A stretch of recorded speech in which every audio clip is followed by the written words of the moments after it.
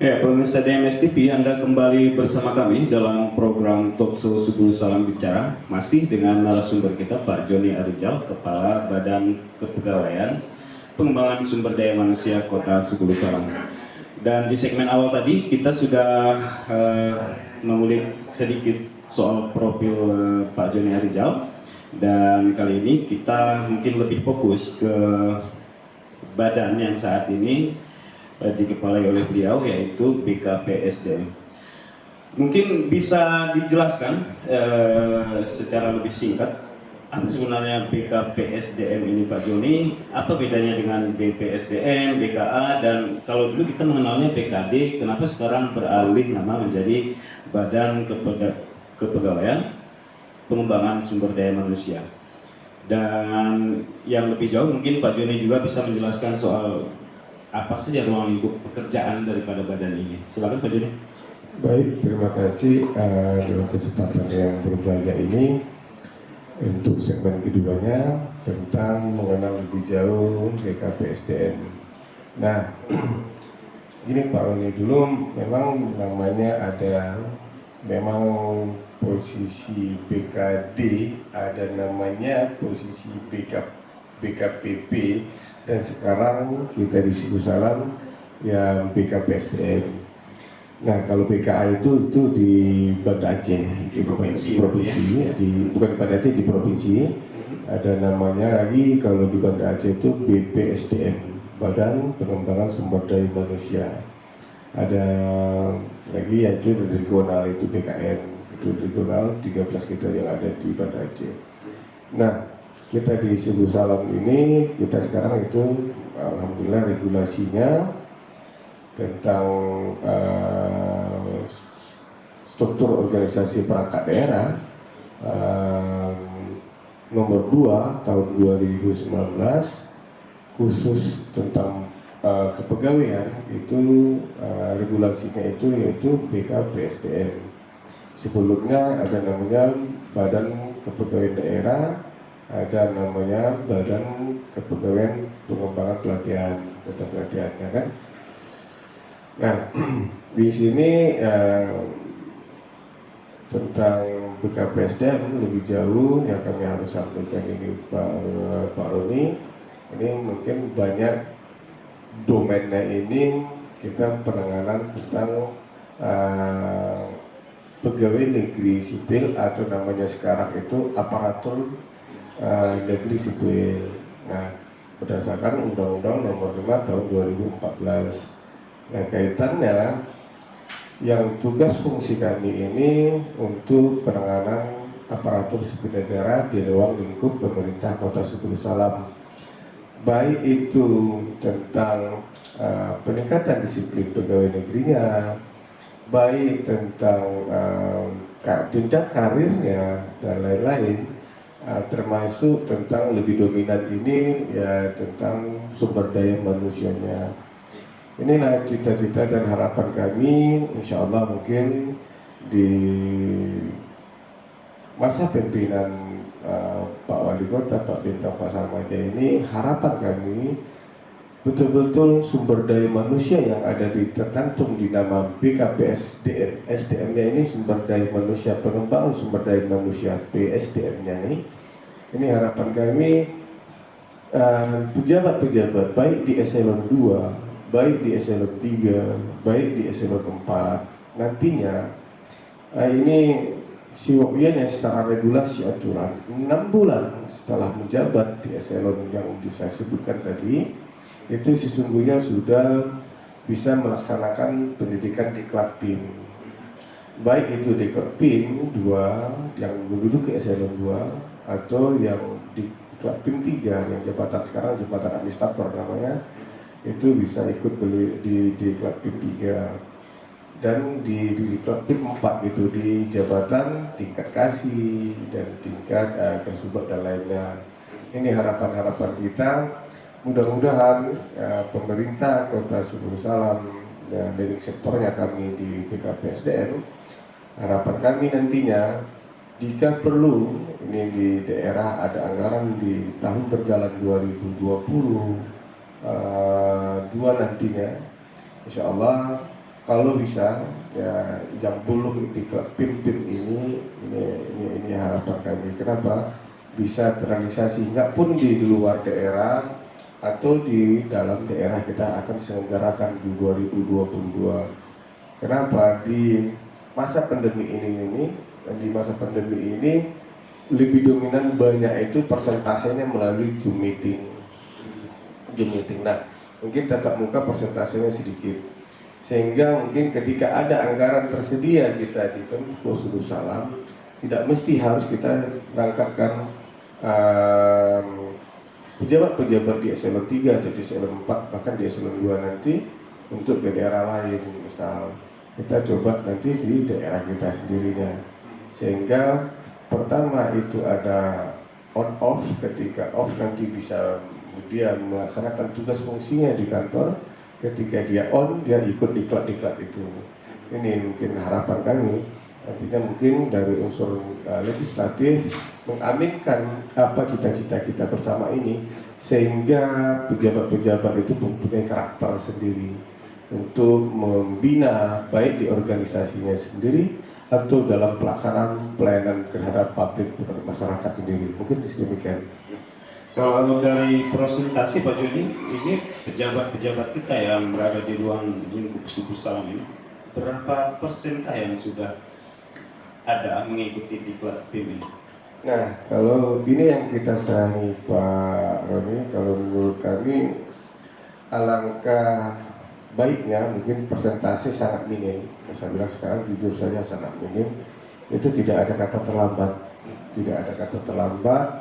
Ya namanya kita harus peningkatan sumber daya manusia itu, apapun itu dan dimanapun itu dan kapanpun itu kita akan coba giring dan coba kita pacu, sehingga saya pikir ya tidak ada kata terlambat walaupun persentasenya pada saat ini minim. Harapan kami nantinya di 2022 ini sudah terbangun karakter kepemimpinan ini Pak Roni, sehingga di tahun 2020 bisa kita selenggarakan diklat-diklat PIM ini. Ini yang membuat kita terpacu di BKPSDM ini, sehingga pejabat-pejabat di eselon yang menjabat tunjangan jabatannya ini baik tingkat 2, eselon 2, eselon 3 dan eselon 4 mempunyai diklat-diklat itu sendiri. Mungkin itu yang harapan dan cita-cita kita bersama Pak Roni. Nah, itu tadi sudah ada targetnya Pak Joni pada tahun 2022 harapannya. Kemudian saat ini sejauh ini apa saja yang sudah dilakukan oleh Dinas BKPSDM ini untuk kemudian mencapai target yang tadi direncanakan pada tahun 2022? Nah, apapun itu ya kita berharap bersama dengan dinas terkait, dalam hal ini mungkin tim TAPK yang berkaitan dengan anggaran, karena kita mendatangkan narasumber atau mungkin ya kita bisa kirim ke LAN atau bisa kirim ke BPSDM Aceh misalkan, apapun itu ya tidak terlepas dengan anggaran yang tersedia. Jadi kami bisa merekap itu untuk eselon 3-nya, eselon 3-nya itu sekitar 50 orang yang definitif itu nantinya minimal sekali, nggak usah banyak-banyak, 10 saja setiap tahun minimal sekali itu 10 saja. Eselon 2 ada 5 misal, eselon 3 ada 10, eselon 4 ada 15 misal. Nah ini coba kita kirim continue sifatnya. Dan tahun depan misal segitu juga, sehingga pejabat-pejabat yang menjabat di jabatannya sendiri itu mungkin insya Allah mungkin bisa mendapatkan kesempatan itu. Nah, kesempatan ketika ikut diklat PIM ini membuat semangat etos kerja bagi personal itu sendiri dan membangun karakternya sendiri dan memahami bagaimana bebannya itu dia menjabat dengan jabatan yang diembannya sekarang. Mungkin itu Pak. Itu tadi untuk pengembangan di level pimpinan, kepala dinas, kabit dan sebagainya. Bagaimana dengan pejabat-pejabat pegawai-pegawai yang berada di level bawah dan gitu. Apa yang saat ini sudah dilakukan pihak BKSDM dan Ini ada satu yang menarik ini soal kedisiplinan. Ini banyak daerah mengalami hal yang sama begitu. Dan kami mengetahui bahwa BKSDM juga ada apa namanya yang mengatur soal itu ya, tupoksinya soal itu. Mungkin bisa dijelaskan dua poin tersebut aja deh. Baik, terima kasih Pak Doni dalam kesempatan ini. Baik, saya akan mengulas tentang masalah kedisiplinan. Nah, memang ada leadingnya kami tentang penegakan disiplin. Nah, dalam penegakan disiplin ini juga, nah jujur kami banyak beberapa OPD atau SKPK banyak diskusi ringan terkait dengan masalah disiplin. Nah, yang paling terpenting terlepas dari disiplin ini Pak Uni, ya kan kita berharap disiplin itu bukan hanya di tingkat pegawai saja, tapi semua kita dalam kehidupan sehari-hari sesungguhnya kita harus juga disiplin. Itu yang terpenting konsepnya. Nah, di tahun berikutnya ini lagi di tahun 2022, insya Allah ya kami BKPSDM dan beberapa OPD lainnya yang terkait kami lagi menggagas namanya sekarang ini Pak Roni Tukin atau namanya TPP. Sekarang namanya ini TC masih kan, tunjangan kerja. Tapi kalau nantinya sudah siap regulasi dan sudah siap segala macam data untuk kami harus paparkan, nanti ada banyak diskusi sama pimpinan sehingga bisa terimplementasi 2021 tentang tokennya itu tunjangan kinerja atau disebut dengan TPP, tambahan penghasilan pegawai.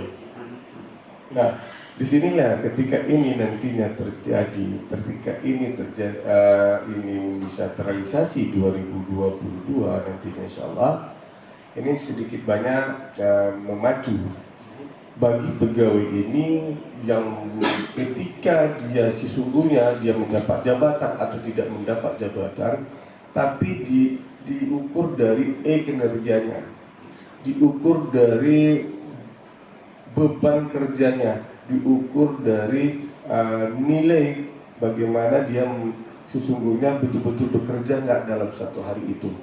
Nah, ada namanya ketika ini terrealisasi 2022 nantinya insya Allah ada namanya gaji pokok itu di awal tahun, di awal bulan. Ada namanya gaji TPP atau tukin tadi di pertengahan bulan. Nah, insya Allah kalau mungkin ada nanti tambahan lagi, nanti ada namanya uang makan minum di akhir bulan. Tidak ada namanya pegawai itu yang tidak ada uang. Nah, tapi terlepas dari sini nggak ada tunjangan lainnya, nggak ada honor-honor lainnya, kegiatan ini, kegiatan itu dihapus semua ini Pak Roni. Sehingga ya pegawai tadi terpacu untuk berlomba-lomba membuat laporan terkhusus. Di ranah kami BKPS dan ini kami pegang aplikasinya. Di ranah Kominfo itu pegang jaringan. Di ranah regulasi dan tatanan lainnya itu mungkin di bagian organisasi sama bagian hukum atau bagian pemerintahan juga termasuk di dalamnya. Nah, di dalam perencanaan itu mungkin di Bapeda, pengawasan itu inspektorat, dan pembayaran mekanismenya ini yaitu dari keuangan nantinya. Nah, ketika laporan yang bersangkutan tidak tercapai dengan target yang seyogyanya dia tingkat kepala dinas bisa jadi nanti 7 juta per bulan. Tingkat staf bisa aja nanti dia 1 jutaan sekian atau 2.500.000 sekian misal gitu. Nanti hitung-hitungannya kami belum dapat bagaimana sempurnanya nanti ya, sehingga yang pegawainya atau pelaksana yang staf tadi itu tadi juga dia menerima pekerjaan dari atasannya langsung dan dia buat laporan terus. Nah, PJ print atau sistem scanning mata itu nanti itu wajib, mau tidak mau jam 8 wajib scanningnya, wajib dia PJ print jam 4 sekian itu atau jam 16.00 sekian. Nah, itu wajib absen pulang. Tidak ada namanya yang tidak masuk, tidak ada yang namanya tidak kerja. Ini membuat pegawai itu mau tidak mau dipacu untuk dia harus disiplin. Nah ini yang perlu kami harus sampaikan di sini, sehingga ya nggak bisa dia elek-elekan, nggak masuk dia 2 minggu misal, atau nggak masuk dia 1 minggu, dipotong tukinnya nanti. Bahkan dia dapat tukinnya misalnya dia sebagai pelaksana yang saya bilang tadi 2.500.000, bisa aja dia nggak dapat lagi. Kenapa? Capaian nilainya atau laporan kerjanya tidak tercapai, makanya dia yang buat lalainya ya dia sendiri yang ambil risiko itu. Tapi kalau dia giat untuk membuat laporannya atau bekerja, maka capaian kerjaannya itu tercapai. Makanya setiap tanggal 15 dia di pertengahan bulan, maka dia dapat hasil yang dia capai dengan tunjangan kinerjanya tadi. Nah itu mungkin. Nah untuk saat ini harapan kami buat seluruh OPD atau kepala dinas masing-masing, seyogyanya kalau di ranah BKPS Buni Pak Roni, ini di ranah tingkat kota sudah, di ranah tingkat atas, sanksi yang kami harus tindak lanjuti ketika ada laporan, karena dia ini di penanggung jawab yang ada di dinas itu di kepala dinas, diketuai itu sebenarnya sekretaris, anggotanya itu mungkin bisa jadi ya kabit-kabit lainnya. Nah, mereka ini ada SK disiplinnya sendiri sebenarnya berdasarkan PP 53 tahun 2010. Nah, ketika ada sanksi, ketika ada pegawai yang melanggar dari butir-butir di PP 53 ini, sanksi yang paling ringan itu teguran secara lisan. Habis itu panggilan secara tertulis, baik panggilan pertama, panggilan kedua, dan panggilan ketiga. Jika tidak di situ, jangan diberikan sanksi. Kepala dinasnya itu tidak boleh memberikan sanksi. Penundaan gaji misal, penurunan pangkat misal, atau bahkan memberhentikan yang bersangkutan, itu tidak boleh. Nah, apa yang boleh? Hasil dari yang mereka lakukan tahapan itu untuk ya yang bersangkutan tidak masuk-masuk, itu baru di tingkat ranah Pemko, yaitu melalui kami nantinya BKPSDM yang lebih sektornya ini ada tim baperjakat namanya Pak.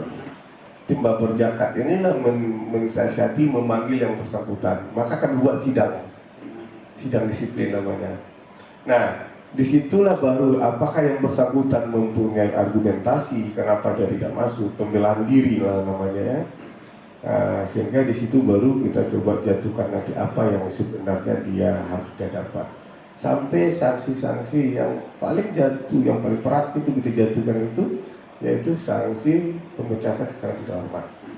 Nah inilah harapan kita bagi seluruh pegawai negeri yang ada di Situ Salam, yang kurang lebih sekarang ini Pak Roni jumlahnya 2094 orang, sudah masuk CPNS yang 183 kemarin, 2094 orang kurang lebih, baik itu di struktural maupun di fungsional. Nah, di sini harapan kami ya, cobalah kita berpikir, jangan ada menyatakan, oh saya tidak hadir, saya tidak bisa, saya gaji juga ada dapat. Nah di sini diminta harus pilih dan pilih di sini ya kepala dinas masing-masing.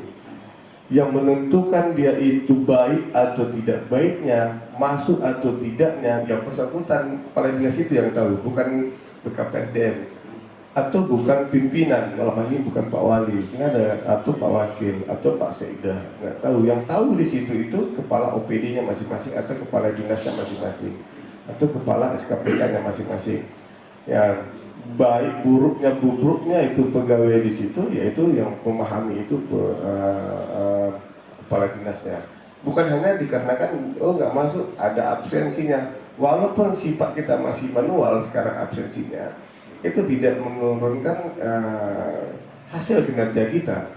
Ya, jika memang ada absensi kita memang bisa kita pertanggungjawabkan. Nanti jangan gini Pak Roni, maksud saya gini. Ketika nanti tidak ada tindakan apapun, tapi tiba-tiba sudah ada surat panggilan 1, 2, 3 naik sama kami.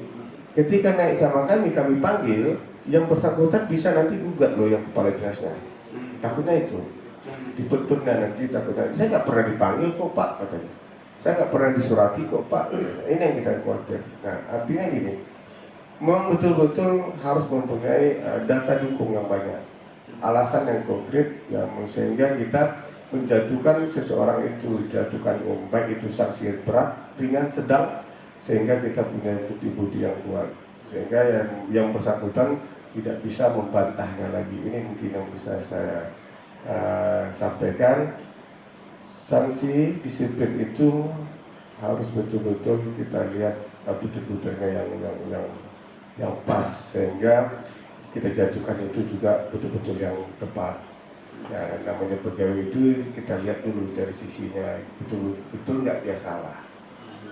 Sehingga yang bisa membina, jangan coba-coba kita gampang untuk membinasakan seseorang itu kan. Jika kita bisa kita bina, coba kita bina. Tapi yang bisa membina itu ya pimpinan OPD-nya masing-masing atau kepala dinasnya masing-masing. Mungkin demikian Pak Rudi. Itu kalau di kepala dinasnya itu ada fungsi pembinaan. Kemudian kalau di BKPSDM ini ada juga fungsi penindakan, ranahnya di situ. Siap, betul. Bagaimana dengan honorer? Apakah juga BKPSDM ini ada kewenangannya untuk kemudian mengatur persoalan disiplin dan lain sebagainya?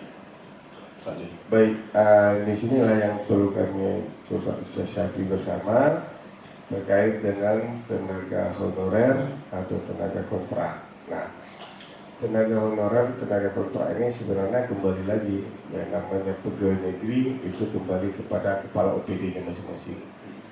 Penanganan tenaga kontrak atau tenaga honor ini yang mana yang saya sebutkan dari awal tadi, BKPSDM atau Badan Kepegawaian Pengembangan Sumber Daya Manusia ini hanya menangani tentang aparatur sipil negara.